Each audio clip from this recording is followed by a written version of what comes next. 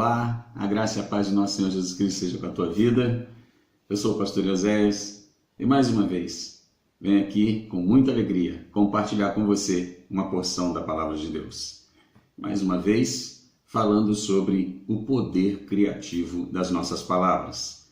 Esses vídeos têm recebido bastante comentários através das redes sociais, dos WhatsApps, que eu tenho recebido aqui de muitas pessoas. Eu sou grato pelo retorno de todos vocês, mas eu quero fazer um apelo que você também faça esse comentário no próprio YouTube, porque é interessante para quem assiste o vídeo ler os comentários, né, das pessoas que assistiram e avaliaram esses vídeos. Eu gostaria de pedir isso para você. Para mim também vai ser muito importante, porque mostra assim o resultado desse trabalho que tem sido feito, né? E eu louvo a Deus por isso. O propósito destes trabalhos é abençoar vidas. Eu não estou visando outra coisa senão abençoar vidas através da palavra do Senhor. E eu quero, de fato, cumprir esta missão, porque entendo que é a missão da minha vida: anunciar o Evangelho da graça de Deus, abençoar pessoas através da palavra de Deus. É disso que eu tenho me ocupado nos últimos 28 anos. E é isso que eu vou me dedicar até o último dia da minha vida, porque eu entendi qual é o propósito de Deus para mim, qual é a missão de vida que Ele estabeleceu para mim. E hoje eu quero falar sobre uma personagem bíblica que particularmente eu tenho visto poucas pessoas falarem dela, até porque não é uma personagem central na Escritura, mas que tem muita coisa a nos ensinar no texto da palavra do Senhor.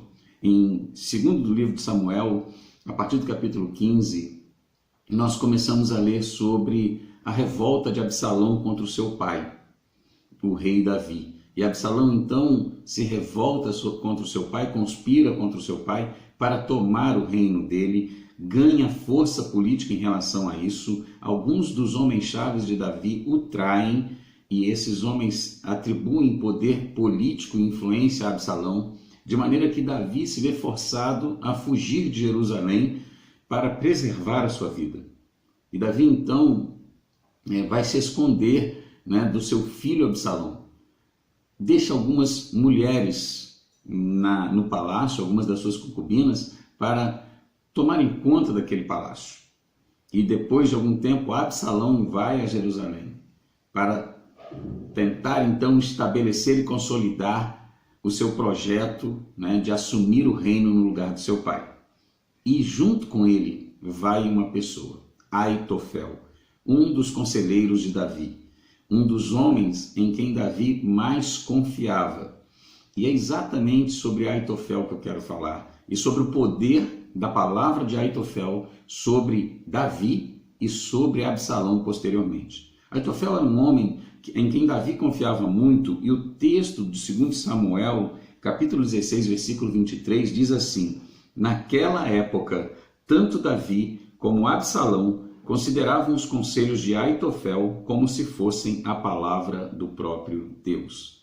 Olha só o que é um nível de confiança elevado. Considerar a palavra de um conselheiro como sendo a palavra de um próprio Deus. Há um princípio aqui muito sério, que é o de sermos cuidadosos quanto ao perigo de tomar a palavra de um homem, de uma pessoa, de quem quer que seja, de um homem, de uma mulher, como sendo a palavra do próprio Deus, sem confrontar a palavra dessa pessoa, o conselho dessa pessoa, a orientação dessa pessoa, a pregação dessa pessoa com a revelação escrita de Deus. Entender que é Deus que está falando, mesmo que a Escritura não diga isso.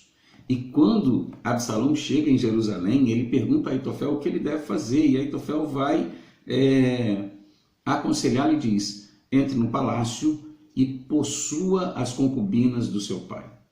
Tenha relações sexuais com elas, porque isso vai deixar claro para todo Israel, né, que você se tornou repugnante para o seu pai, e todos que estão contigo se encherão de coragem.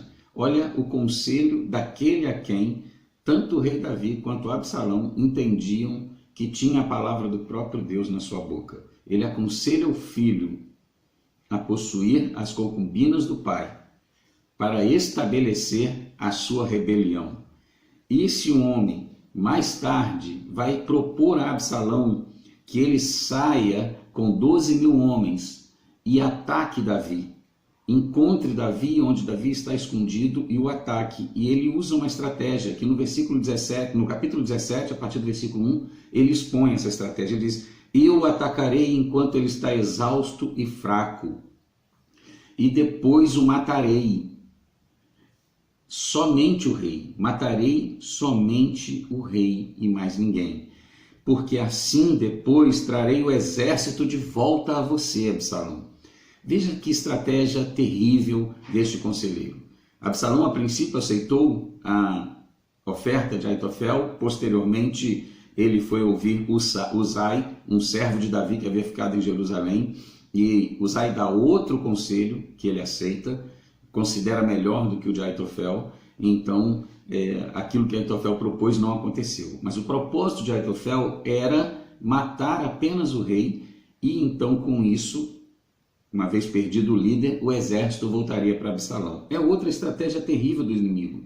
O inimigo quer destruir a tua vida, ele não quer destruir o que você possui, ou o que você tem contigo, ou quem você tem contigo. Ele quer destruir você, ele quer matar você, ele quer acabar com a tua credibilidade, ele quer acabar com o teu respeito, a admiração que as pessoas têm por você, ele quer acabar com você.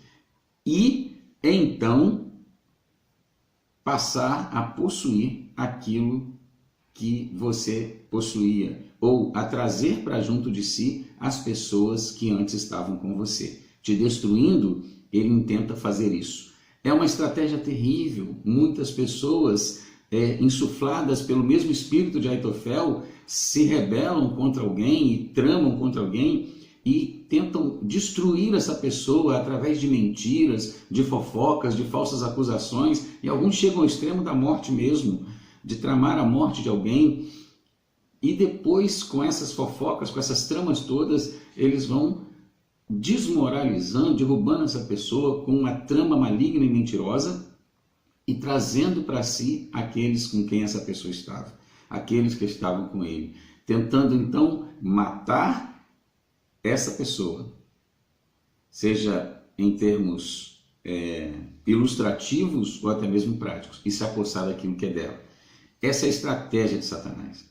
Depois, Absalão não ouve o conselho de Aitofel e ouve o conselho de Uzai. E então Aitofel, o versículo 23 do capítulo 17, diz que quando ele viu que o seu conselho não tinha sido aceito, ele selou seu jumento, ele foi para casa, para a cidade natal dele, e ali ele pôs todos os seus negócios em ordem e depois se enforcou. É outra coisa terrível. O orgulhoso não consegue lidar com a rejeição dos seus pedidos, com a rejeição dos seus conselhos. Aquele que é orgulhoso, aquele que é maligno, aquele que é usurpador, não consegue lidar com a rejeição. Quando alguém não aceita o que essa pessoa está propondo ou querendo fazer, ela simplesmente se destrói, ela se isola, ela se anula, em alguns casos ela pode chegar a se matar, como o caso de Aitofel. O que eu quero trazer para a nossa reflexão neste momento é que nós precisamos entender isso. O nosso inimigo, o maior de todos os nossos inimigos, à exceção da nossa própria natureza carnal, né, que é o grande inimigo que nós temos que vencer, a nossa carne, o segundo maior inimigo que nós temos é Satanás. E ele quer destruir a nossa vida, destruir a nossa credibilidade, e nós precisamos então estar sempre renovados em Deus, renovados em nossas forças espirituais. E quando o desânimo começar a bater, porque ele vai bater, ele sempre bate, nós precisamos redobrar. Quando você menos sente vontade de orar, aí é que você mais precisa orar. Quando você menos sente vontade de ler a Bíblia, aí é que você mais precisa ler a Bíblia.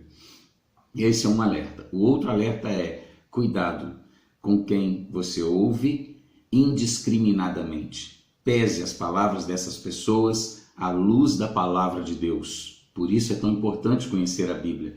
Pese as palavras, porque as palavras das pessoas que nos influenciam vão nos levar a tomar ações. E se nós não filtrarmos esses conselhos, essas palavras pela palavra de Deus, nós poderemos tomar ações muito negativas. Que o Senhor nos faça entender isso, que a palavra que seja a única autoridade sobre a nossa vida seja da Escritura Sagrada e nenhuma outra. Todas as outras palavras, a minha, a de qualquer outra pessoa, precisam ser ponderadas e analisadas à luz da revelação de Deus. Em suma, é isso. Não importa o quanto o inimigo trame contra você. Se você permanecer revigorado, ele não vai conseguir te destruir. Não importa quão maus possam parecer os conselhos de alguém que você confia muito. Aliás, não maus, né? Mas quão bons possam parecer esses conselhos, e na verdade nós podemos identificar que há neles erros ou até malignidade quando confrontados com a palavra de Deus. É muito importante estar atentos a isso. Por quê? Porque mesmo os nossos conselheiros, a quem mais amamos, não estão isentos de errar.